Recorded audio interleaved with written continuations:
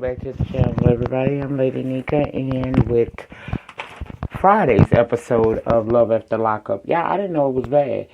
I keep telling y'all, please remind me of shows that you know that are on my normal lineup.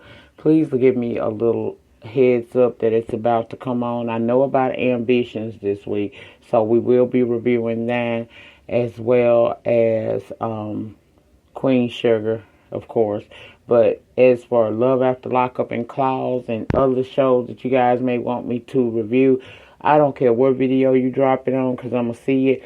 Just let me know that the show is coming back on so that I can be looking out for it. Because honestly, I have Xfinity, but honey, all I watch is ID channel, MSNBC, and CNN. I only drop down to the other channels when you guys want me to do a review, and it's something that I think that we'll have a good time with.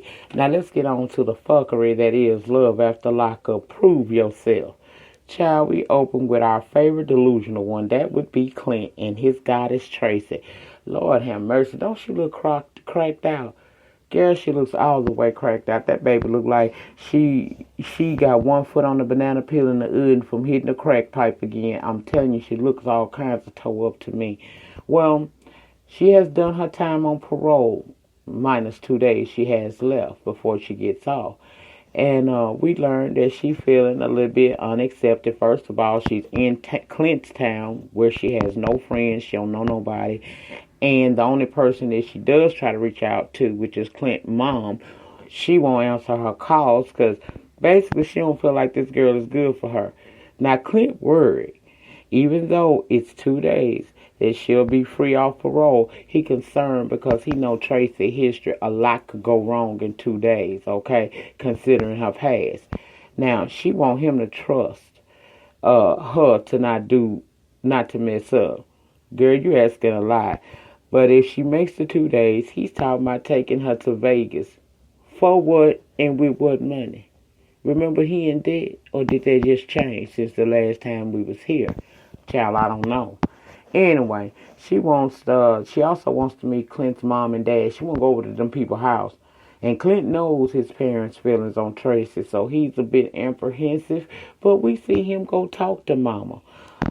He pleading her case with Mama, and Mama basically tells him that she upset about all the stuff that Tracie has taken him through. The emotional distress, stealing the car, running off with it. He got all this debt behind this girl. So, but can't believe that she want to turn her life around, though. And Mama say, Plus, keep in mind, she got 2 days left on parole. So, Mama just tell Clint the truth. Look, I ain't really all that interested in dealing with her, Clint, because you know how I feel. And I ain't certain I'm going to be able to keep my mouth closed so that you and her can live happily ever after. Because I'm always waiting on this trick to do something. Birds of a feather usually flock together. But this right here, this is a bird of a different feather. So we don't know her, and she got a tendency for the crack, and that might supersede her so-called love for you. Yeah, she been out doing alright because she in this town where she don't know nobody. But we don't know what she gonna do when she get acclimated to her environment and off parole, if she even make it. So no, boy, I'm not interested in meeting her, and I don't blame him because I don't blame her because I'd have felt the same way. You done took my child down and through and up again, and you think I want to see you, girl? No, ma'am, no way, no how. Okay, Megan, Sarah, and Michael. Child, we see Megan hanging out with her friend B. She's saying that she thought by now she'd have been married to Michael and things would be so good. Then she get a call from the state prison and come to find out she's still dealing with him. To my surprise and be surprised, she answered the phone talking about Bay. So apparently they still together. Megan say, despite what her family and friends say, she wants to give love a try with Michael because she got a connection with him. Child, she tell B that Sarah is pregnant, which was surprising to him, but not us, because we learned that last at the break. And that Michael had said that he don't fool with her no more like that, and everything he did was only because of his daughter Aviana. So he wants to start anew with her. She said she going to see Michael despite knowing that he's married and got a baby on the way because she got something she want to spill her damn self. Plus, she want to find out what's what. If Sarah show up for his release day, that'll let her know all she need to know. Well, girl, when the woman met up with you in the hotel at the end of the break, that should have been all the indication that you know that you needed for that this man has been lying to you, bamboozling you, and hoodwinking you this whole time.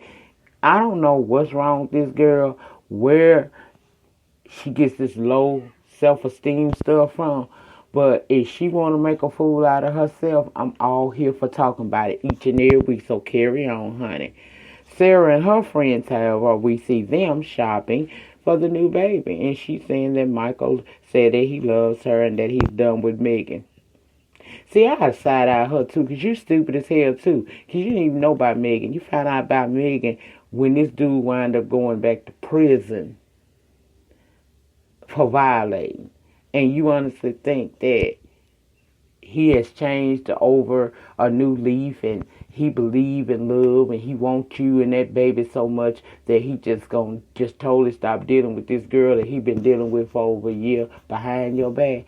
See, some people just ask for the drama to come to their life, and I'm a firm believer in if a person cannot avoid falling off a cliff and you have screamed, yelled, shown poster signs and everything, you did everything you know mankind to try to keep a person from going crazy. Child, the last thing I'll be doing is trying to save her, but okay. Now, she said she wanted to go to the jail because he's supposed to be getting out. She want to go to the jail, but see, she too far along that pregnancy. She is exactly 9 months pregnant. But she said that if Megan shows up at his release, then she'll know once again that he lied.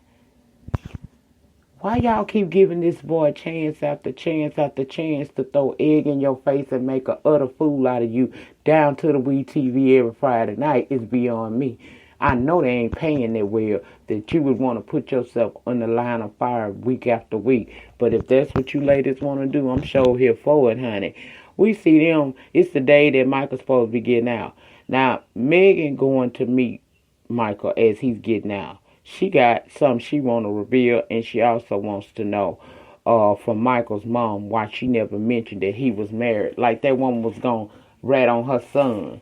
Now, she know her son ain't shit, but she wasn't finna just tell you that he ain't shit. She let you find out for yourself. And apparently, it's been some beef down to the social media between Megan and Michael's sister, Day-Day. Because Day-Day didn't even want to talk to her, baby. When she got out that car to come over to her his mama car in all that snow, old girl was not trying to be bothered. She let her know straight up, I'm Team Megan. I came at you on social media because Megan is his wife and you are just a nobody. How the hell you got this connection with my brother and you've only known him via the mail and a few visits? Sarah been in his life all his life. For quite some time. We know her. I got a little niece behind her. I don't know you, girl. So basically, she don't want to have nothing to do with Megan. And if Megan was smart, she'll take the hint. Because mama ain't really seeming too friendly with her either. Now, Scott and his friend Charlene is at this store trying to buy some clothes for his upcoming blind date, right? Or whatever. They replayed his story with his Lizzie and how he met Jasmine and it was still, he was still hooked on Lizzie. So he decided to be friends with the lady Jasmine that he had hooked up with. Now he going on a blind date and Charlene trying to help him look good. We learned that Michael is still $50,000 in debt, but guess what? He working. He just want to be treated nicely. He ain't got no expectation. Charlene gave him some real good advice. Keep your business to yourself. That means all your business. And listen to what the woman is truly saying. And you'll know what you're dealing with. I don't think he did that with Lizzie because all of the signs were there that Lizzie was absolutely ain't shit. And he continued to roll with that as if he felt like he was obligated in a sense. You feel me? Anyway, we see Lizzie and Jasmine. They've been real tight lately. She stays 4 hours away. But did y'all peep out that Jasmine acts more like Lizzie's mama than her daughter? They at the tattoo shop to get them some tattoos and whatnot. Lizzie say that she work in a factory. She ain't playing men to get her coins no more, and she happy. She happy she ain't got to use men no more. Jasmine glad that Lizzie and Scott are no longer together and that her mama is moving on. Although Lizzie still got feelings for Scott, and she's afraid to tell her. See, that's what I'm talking about. You still got feelings for this man because, for the most part, this wasn't no bad man to you. He genuinely had love for you.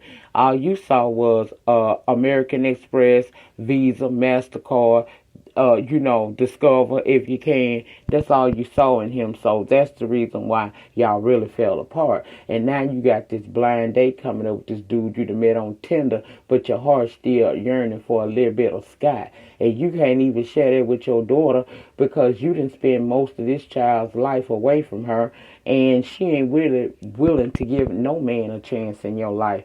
Now, she feel like anybody that comes along now is going to be taking mommy time, and she will view them as an enemy because you weren't there when she was a kid. You was locked up, incarcerated for doing what it is that you do best, whatever that may have been, okay?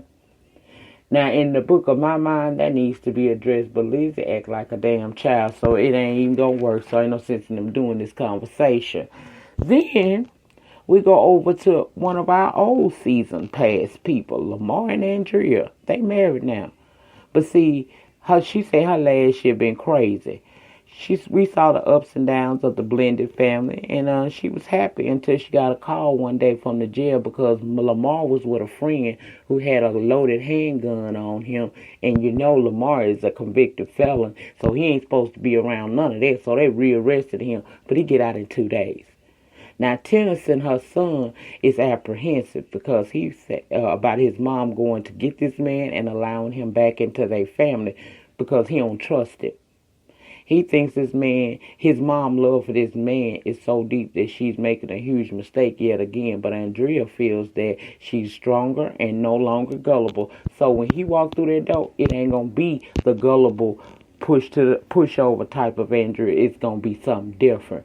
Now, her daughter, Nyla, is feeling the same way as her brother, Tennyson. They want him to be happy, but they just don't trust this Lamar.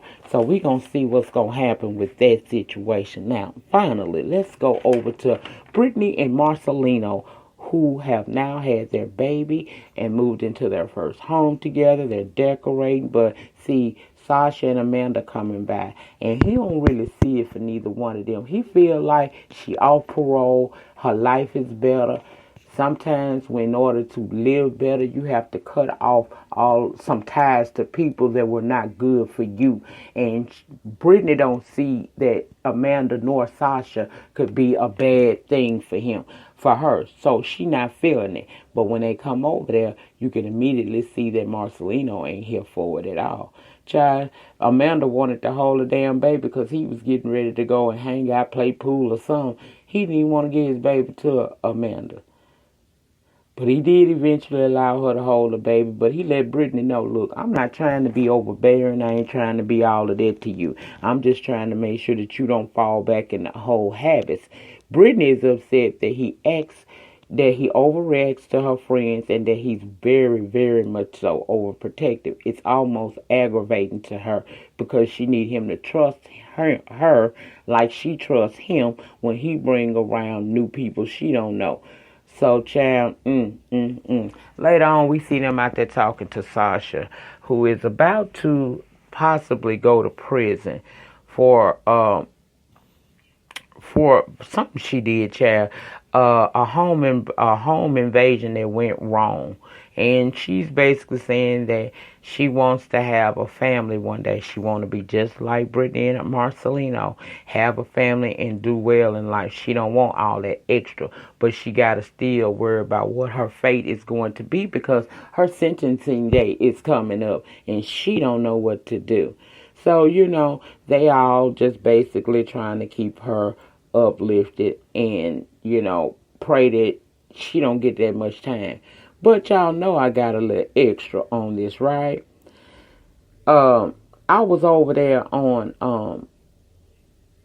child, I don't know one of these doggone things, but one of these blogs, honey, and I ran up on an article about Miss Sasha. Now, I want to share that with y'all as I get ready to wrap up this review. It says, on the season premiere of Love After Lockup, Life After Lockup, Brittany Santiago's best friend Sasha Williams opened up about her pending sentencing and gets very emotional as she reveals her hopes and dreams to Brittany and Amanda. Ultimately, I want a family. She tells Brittany, I want to be married. I want kids. I want to have what you have. You know, like it's so special. You'll have that one day, Amanda assures her. Whether it's you, you know, whether you know when or where it's gonna happen, it will happen for you. Then Brittany adds, we're gonna put you on a pen pal site. I'm going to put you on Meet an Inmate, Write a Prisoner. We're gonna get you hooked up. It seems Brittany wasn't bluffing, family. We saw that play out, her telling her that on Love After Lockup. But guess what? Sasha, who is currently in prison, has a profile on writeaprisoner.com. It says, I'm looking for a man who is kind, supportive, non-judgmental, and wants the same things as me. By that I mean happiness that comes with a long-lasting relationship. I want a best friend and a partner. Despite the fact that she lists her earliest release date as July the 1st, 2022, Sasha seems a little impatient. I know what I want and I'm ready to settle down. If you think that may be you, then hurry. Let's see where this may lead. We should point out that the Nevada Department of Correction lists Sasha's parole eligibility date as February the 23rd, 2025. In case you missed it, child, Sasha was sentenced to 10 to 36 years in April after pleading guilty to 4 felonies stemming from a botched home invasion in 2013 that left 2 people dead and another injured. She was credited with 1,499 days served, which equates to a little over 4 years. For those of you wanting to contact Sasha, I'm going to link this article down in the pinned comment, and you can go over, read it for yourself, and it has her contact information. Child, that was it. That was all on this episode of Love After Lockup, you guys. I thank you so much for your patience. For those of you who were looking for it on Friday or Saturday and didn't get it, I'm sorry, because I didn't even know. Child, I told you, y'all got to keep me informed. If I don't know, then more than likely I won't be doing anything. But if I know about it, I'm going to be on it. Now, that's it. That's all, family. I will link this article that I read to you guys at the end of the review down in the pinned comment sections. You can go read it for yourselves. For 1 or 2 of y'all that might want to reach out to it, that info will be in that article. Feel free. Do what it is that you want to do. Maybe you can be the next people up to be on a season of Love After Lockup if that's what you want.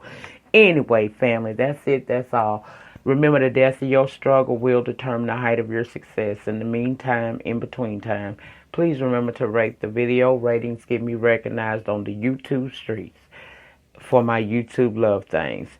If you have a comment, please drop it down below in the pinned section, and the conversation will continue down there.